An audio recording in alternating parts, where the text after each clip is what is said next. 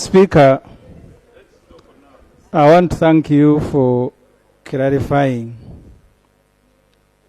because the Honorable Namboze, I share her understanding of your communication,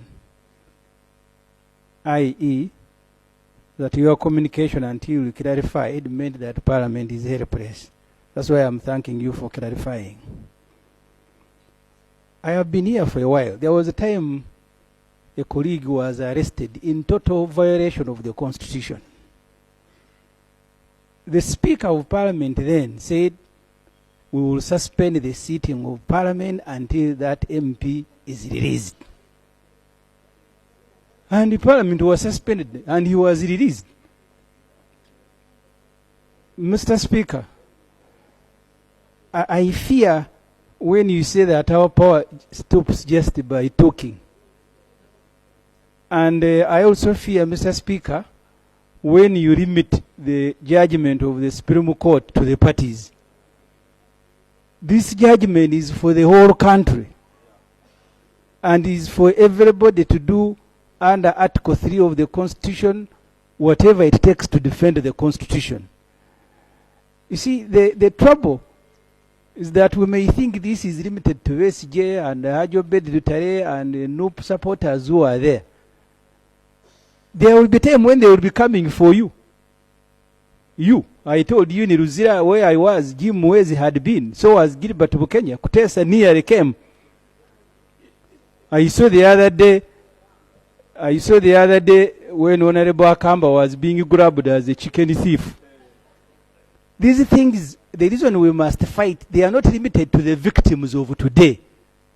Tomorrow you are going to be the victim. Wait, Honorable Bua, when they are taking you and you are crying. I visited Honorable Kurisi Wariomus at Jinja Road. They had even denied him slippers. That giant man. And the Honorable Nabukenya here is the one who stood surety for Chris. Point of order.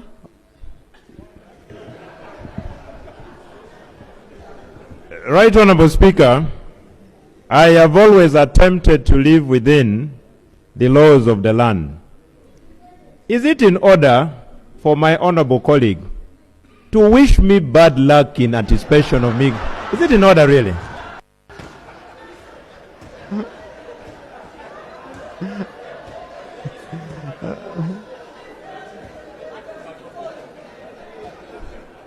I think these are issues we can resolve under Matoput arrangement. And, but Honorable Ssemujju, I just beg for one thing, okay? Make it very easy for me. What do you want us to do as Parliament? In practical terms. I have a motion, Mr. Speaker, to suspend the sittings of Parliament. I thought we have discipline. If one MP is speaking, even if you want, here people speak by expressing interest. They don't shout like they are in a market. Now I don't know, on record, I don't know whom we can record that you are quarreling with. It is very difficult.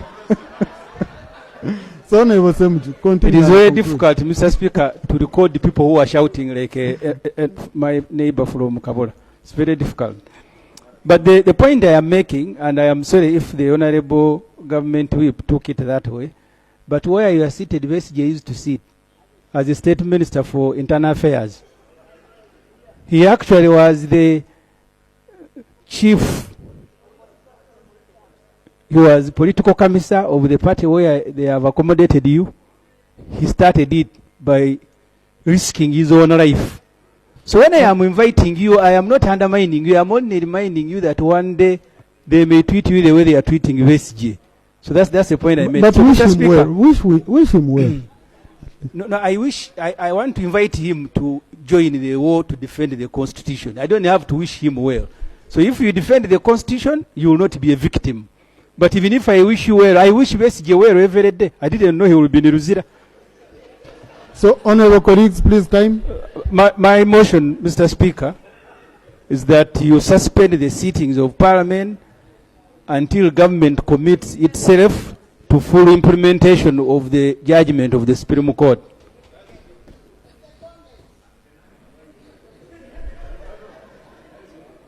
But there is a motion on the floor. Yes. The motion does not fall within the ambits of 59(1)(k). Yeah, so I'm sorry about that. Procedure. You read the rules of motions without notice. Okay? So we have not yet received that copy.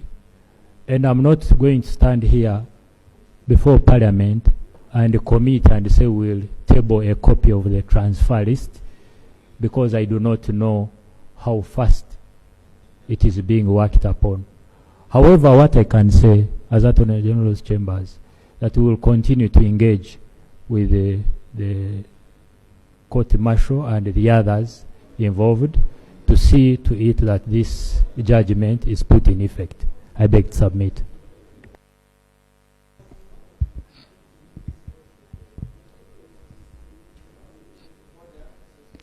Thank you, Attorney General. I don't have anyone on the floor.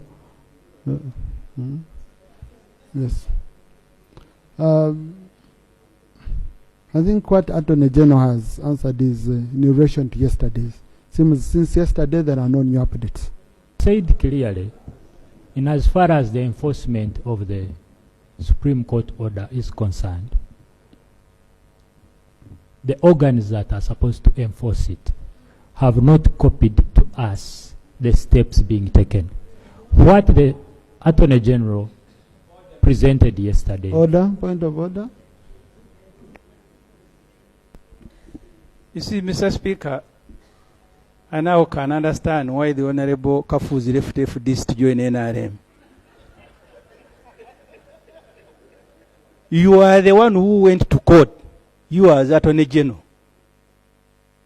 And the court gave you instructions. Now you are saying they haven't copied it to you. Where were you? You went to court, took a matter. The Supreme Court made a ruling. Is the Honorable Kyakozze in order to pretend that he must be activated by people who didn't go to court? Yet it is the Attorney General's chambers that went to court. Is he in order? I think these are quarrels between OBs, because you can see even how they started. I understand why you left us, you went here, you know, these are quarrels between OBs, which can be solved in court. But I want to thank you very much. The Attorney General has said the court martial cannot sit because of this judgment. For the court martial, they are not waiting for a decree. There are also no discussion with anyone else, but they immediately stopped functioning. And I want to thank him for release of prisoners, including Dr. Wesige, who is in Ruzira now illegally, because there is no detention warrant. There, the DPP is realizing, I have written to Supreme Court. Why didn't you render the same advice to the court martial, that continue working as I liaise with the Supreme Court? Why do you think for them they needed to stop functioning immediately, but the others can continue disobeying? I am sympathetic to him. Maybe the same reason that court said military people cannot purport to be dispensing justice. Because the people were asking the Attorney General to advise, they have already expressed themselves. The CDF said Wesige can only get out of prison in a coffin. Really, what sort of advice can you give a person who thinks like that? Even if you are a professor of law, times 3. The CDF, one of the supervisors of the General Court Martial, has said Dr. Wesige can only get out of prison in a coffin. He had even arranged to kill him. He had even identified a tree in Guru. And that's why I sympathize with you. Sometimes, sometimes these jobs, sometimes these jobs, I think we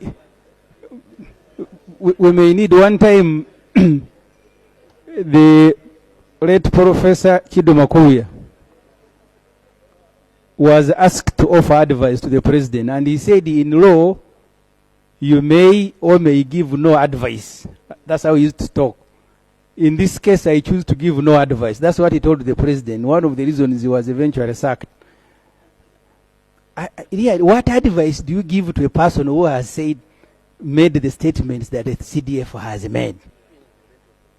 And then the president who went to Luwero to fight, killing people because he wanted the power. Yes, in Luwero they were not hunting, they were killing. He even speaks about it, how he was robbing guns from barracks, from Kabamba to Masindi to Hoima. He writes, trouble is that you support him but you don't read his book. Because if you did, all this information is there. He went to Luwero to kill, he killed, robbed the banks, including one in Kabale, and then he said he was fighting point number one of NRM is democracy. And he says judges don't rule. So who rules Uganda? The president and his son. That what they say is sacrosanct. Even the Attorney General, you are wasting your time.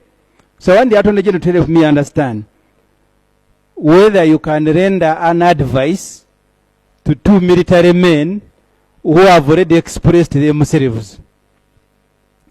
Finally, Mr. Speaker,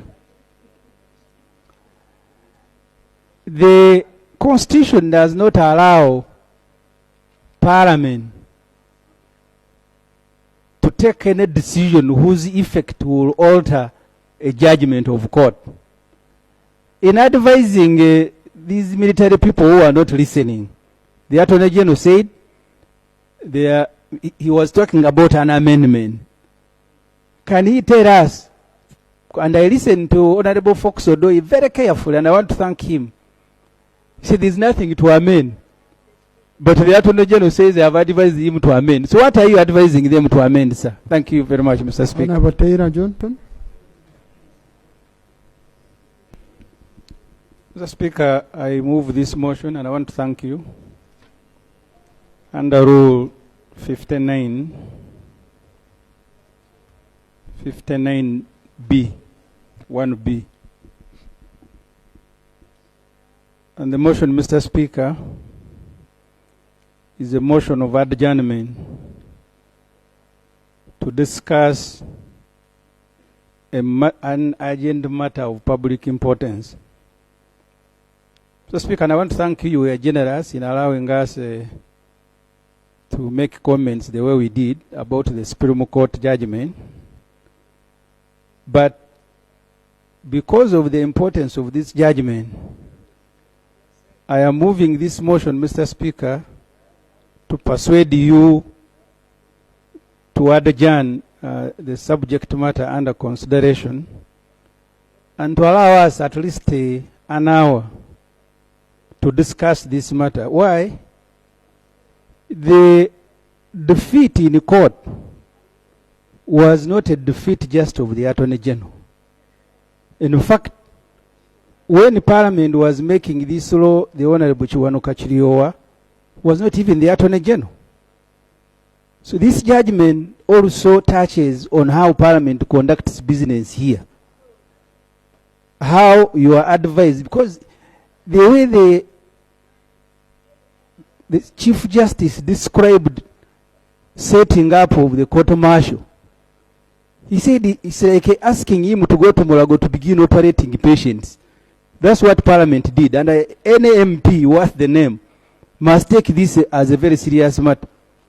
That what we did, what Parliament did in setting up the General Court Martial was like telling a lawyer to go to Mulago to operate patients. And second, Mr. Speaker, the constitutional order in the country, this judgment touches on the constitutional order. That you have a military that has taken over management of society. The CDF is issuing one tweet after another. We are now asking Attorney General to advise him. So the motion, Mr. Speaker, of adjournment is to allow us to present these matters to the satisfaction of the public. The public now is very happy with the judiciary. It is time for the public to also be very happy with the parliament, especially because it's this parliament that established that general court martial. I am lucky I was not in that parliament. Otherwise, the words of the Chief Justice. Honorable. So that's the motion, Mr. Speaker, that I am moving to adjourn consideration of the matters on the floor now to discuss a matter of urgent public importance, and that's the judgment of the Supreme Court. Thank you. Thank you, Honorable Ssemujju. No, wait, I guide before.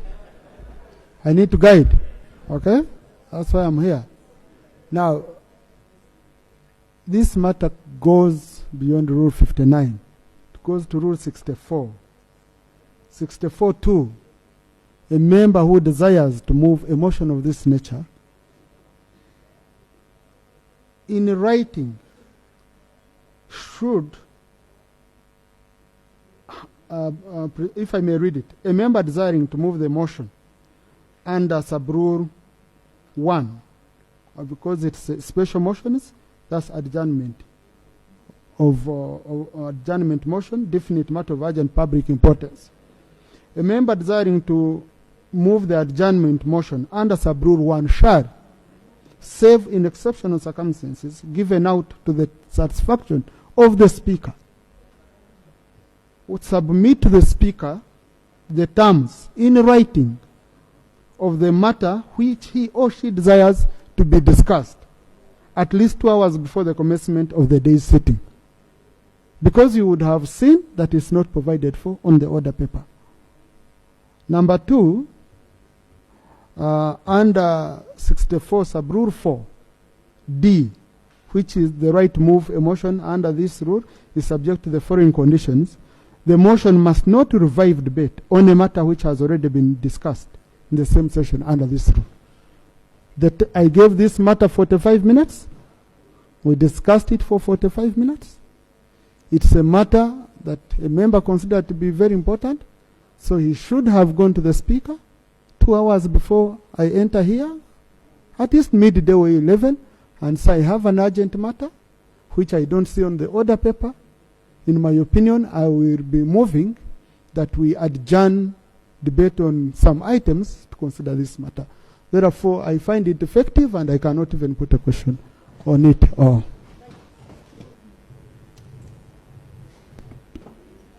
I want to thank you, Mr. Speaker.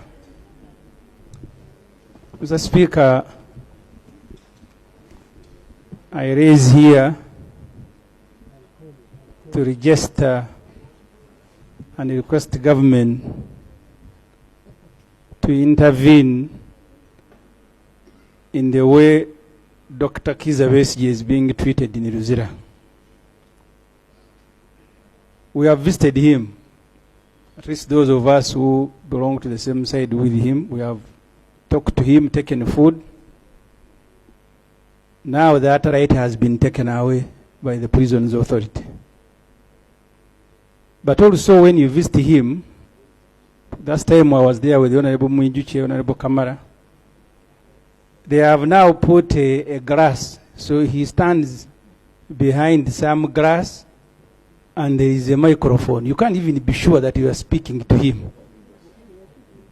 We don't know why these conditions, because Dr. Besigye is the most imprisoned person under this government.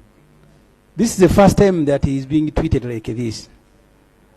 What is worrying us, Mr. Speaker, even more, when you deny people food of their choice because food is also medicine.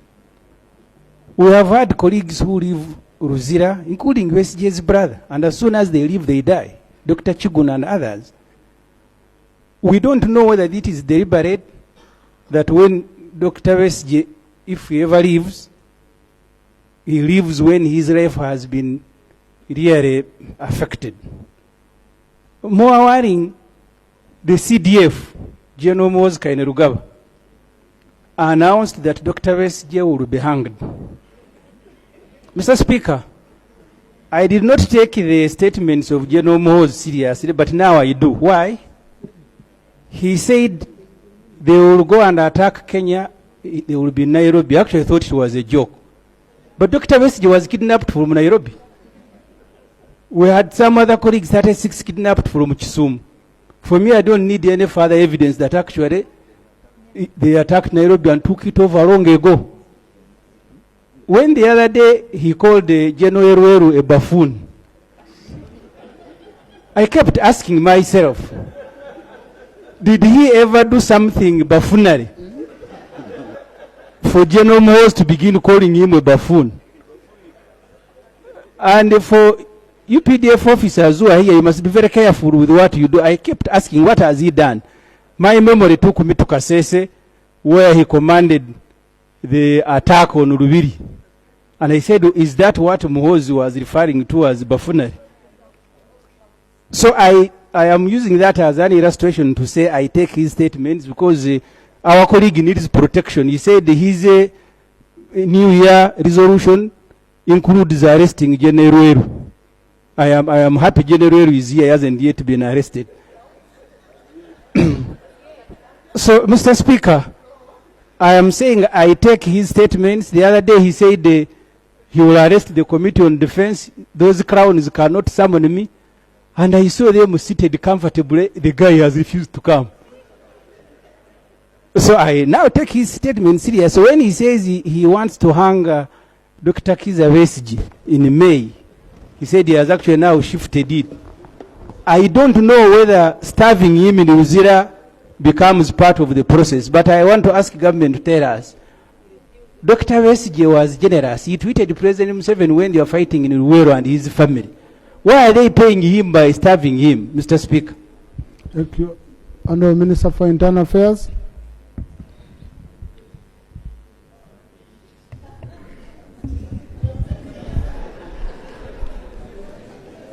Right, Honourable Speaker, I'm not a clown.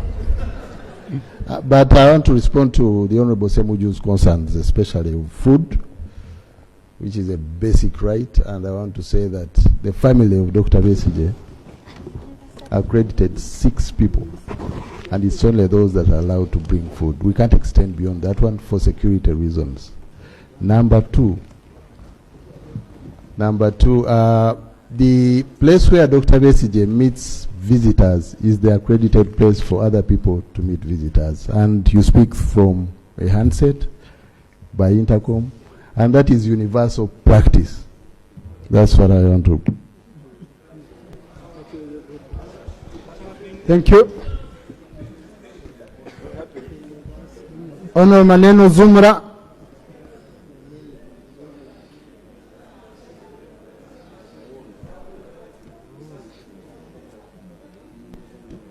I respect General Muhoozi, but it's not right to lie. The Honourable Mujuche is here. We went and met Dr. Besigye, even spoke to him. This speaking behind the grass is a new thing. Maybe you don't go to prison. We keep visiting people you have arrested. I was in Kitale, I was in Kigo. I have never spoken to anyone behind the grasses, General Muhoozi. Maybe you live in heaven. General, is it a new practice? Is it a new? Amrak, I haven't been to Ruzira, so I can't speak from a, Right, Honourable Speaker, what I want to bring out is that it's not targeting Dr. Besigye. It's not discriminating against him. It applies to all the inmates. So now that's a practice. Yeah, so honourable colleagues, the people in charge of prisons, if they have a way now they are handling prisoners, and it's for all prisoners. Now here, what should I do? on the floor. No. No, I really, colleagues, please. I avoid a situation where we just continue on something rotating. Now, the person, the Honourable Minister in charge of prisons, he has told you that this is how they are treating all prisoners. If there are prisoners who are being treated differently, okay, also it's a matter we should come and handle. But for now, this is not a matter you can resolve on this floor, okay? Honourable Minister's submission has been very clear, and I don't think I can go beyond that. Thank you very much. On Friday in the evening is when we will be looking for the moon. If it's sighted as you rightly said, our calendar begins at sunset. So that will be Ramadan fast. So I join you, Madam Speaker, in wishing Muslims a happy month of Ramadan. And also join you in congratulating former FDC youth, the Honorable Chairman Youth League. Yes, the Right Honorable Thomas Tayebwa, for his new responsibility. I was looking at Mama Mimbira there, and I remembered the day she was taken to Zira by this government. Madam Speaker, the point the Right Honorable Leader of Opposition made, I think the Minister has answered one leg. First, you called government. I saw the Honorable Bahat standing. I don't know whether you become government by being here first, that you are the first in Parliament. But the point, Madam Speaker, there is an order. We are both FDCs.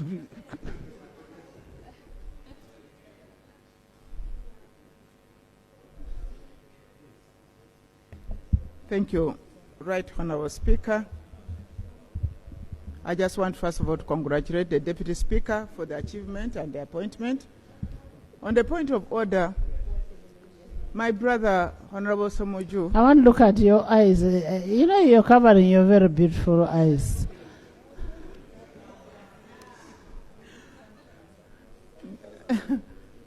Right Honorable Speaker, my young brother here, Honorable Ssemujju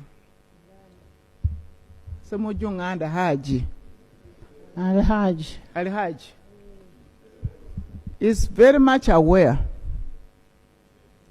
that I, Beatrice Atimanywa, Mama Mabira, I'm a member of the NRM. I contested, I'm a flag bearer, and I'm a serving minister in the government of the NRM. And he's alluding to his statement that I'm an FDC.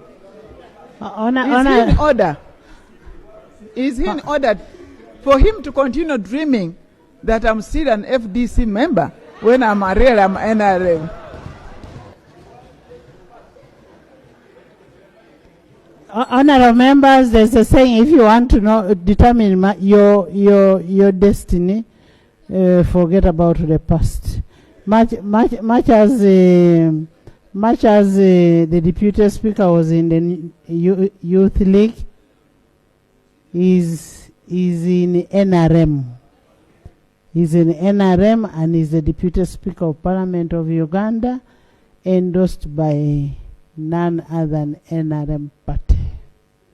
So, having been there, forget my past. Let's look at the future. Madam Speaker, I will now forget that you are also in FDC. I will forget. You forget. Since you have instructed me. Actually,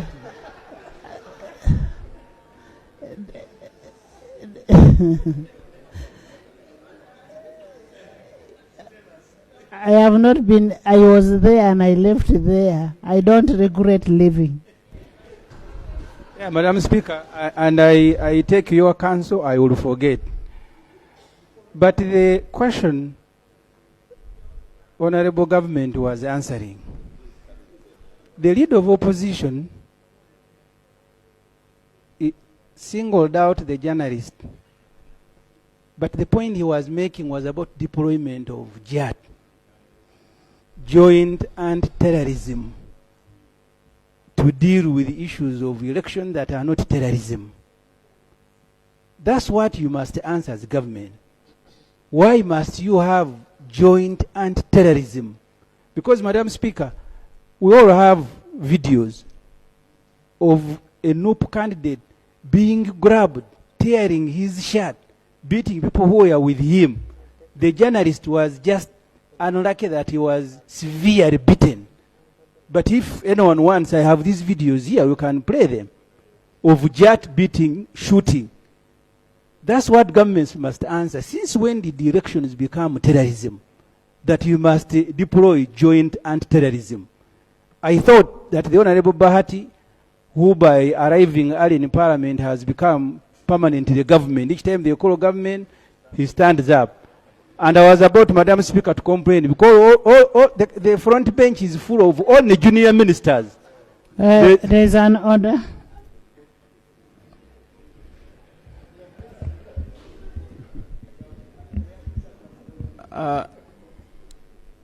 I think we need to take this Parliament seriously, and really raise, when we are raising issues, Madam Speaker, because these are issues that affect the people of Uganda, and we find solutions. We don't dramatize them, pick them sarcastically. Madam Speaker is a honorable member, Ssemujju Nganda, in order to assume that when I stand here to speak on behalf of the Prime Minister, I'm just speaking because I came early, that you are not aware that I'm here to represent government is in order. You know, the problem, we've made this house a house of jokes. As far as I know, I have a written communication delegating Honorable Bahati to be a leader of government business. I have it, and once it is written to me, I don't have to come and announce it to whoever wants to hear. So he's acting as a leader of government business. What matters here is what is being said. The issue of deployment of JAT, which we have said we are going to check. You should check and report back to the House. Okay? Finally, Madam Speaker, and Bahati, you know, we know each other. Honorable Bahati. I am just sympathetic that every day you are the government and every day you come early. I am actually giving you credit. Honorable Bahati was voted in to come to be in this parliament. If you're not good at timekeeping, don't infect Honorable Bahati. Honorable Bahati is always here and is here earlier than anybody. Okay? So finally, Madam Speaker, the Deputy Speaker, his elevation gives Uganda a good name, as you have rightly observed. But as the leader of opposition also observed, this Uganda keeps deadening itself. You have had now media managers, MDs, being added to the Uganda Communications Commission. After General Muhoozi tweeted that he's now in charge of media, they will see me the following day they are being summoned. The outside is very, very careful. Honorable Ssemujju, not Seungu. Seungu is Mukatoliki. Honorable Ssemujju Ibrahim, can't you ever,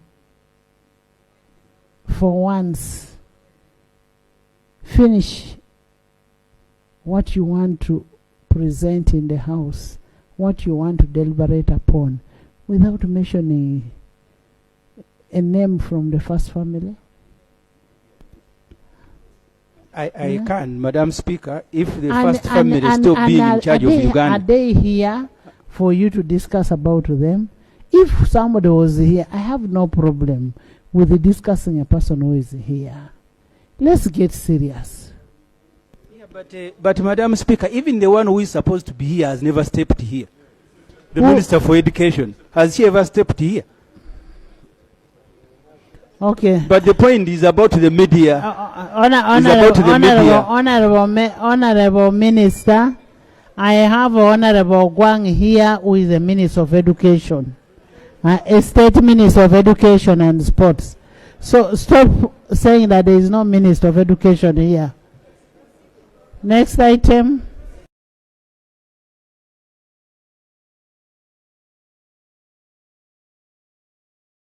You're going to do politics at the expense of your country.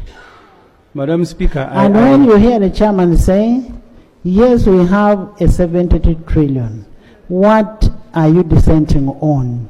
What don't you want to be funded? And if you don't want to be funded, just say you don't want this borrowing.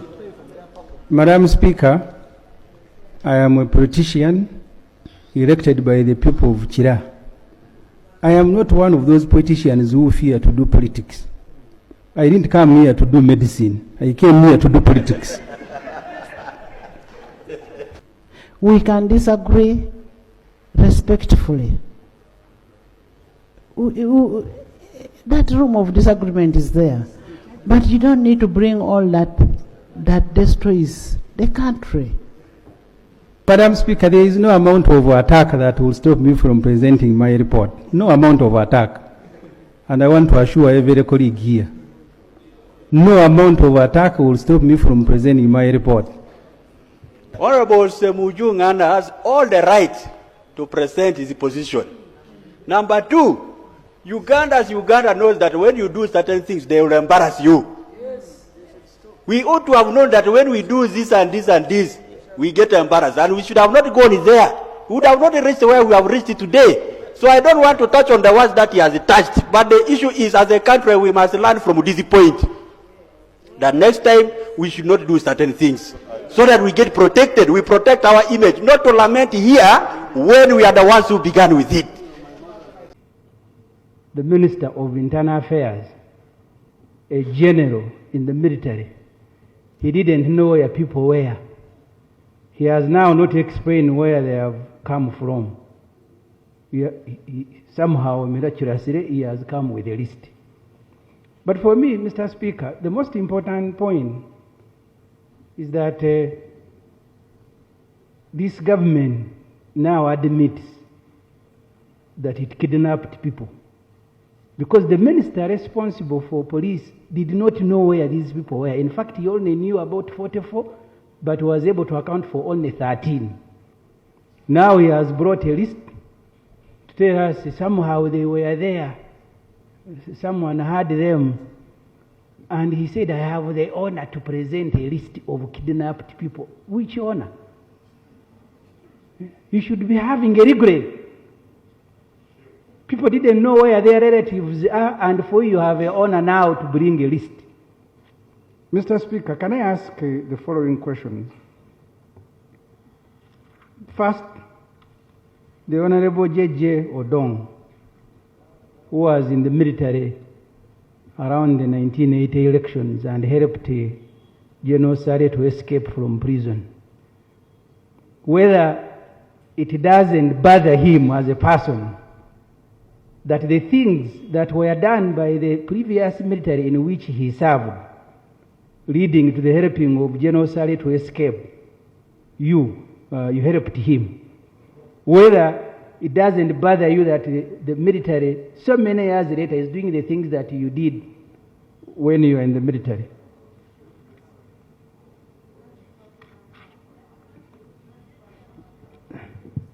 there should be no cause for excitement. These are serious matters about people's lives.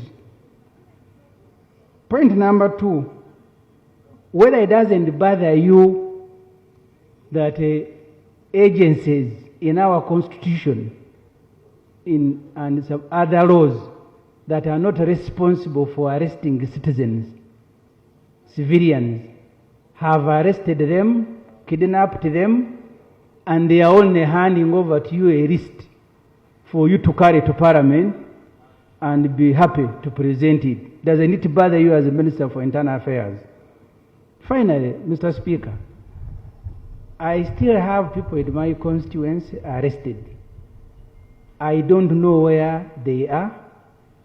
This list, I would be glad if the Honorable J.J. Odongo can go name by name, tell us the reason where, because I fear this Parliament might be used as a clearing house.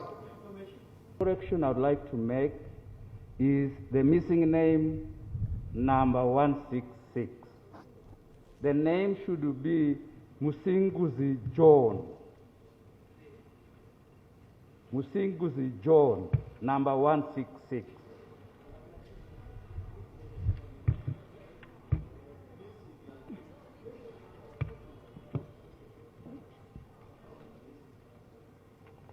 The second correction I would like to make is in reference to the matter you have just raised. The list reads missing persons. The word missing should be in inverted commas. The fact that there was a typographical error has made a big difference. The word missing should be in inverted commas because they are not actually missing, they are with us. 3, the third correction I would like to make is in reference to a statement made by Honorable Ssemujju. Honorable Ssemujju stated that I helped General Salim Saleh to escape. Kindly check your facts.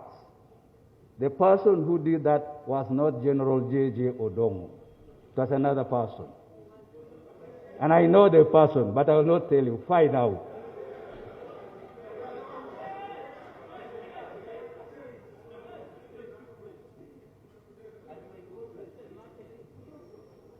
Now,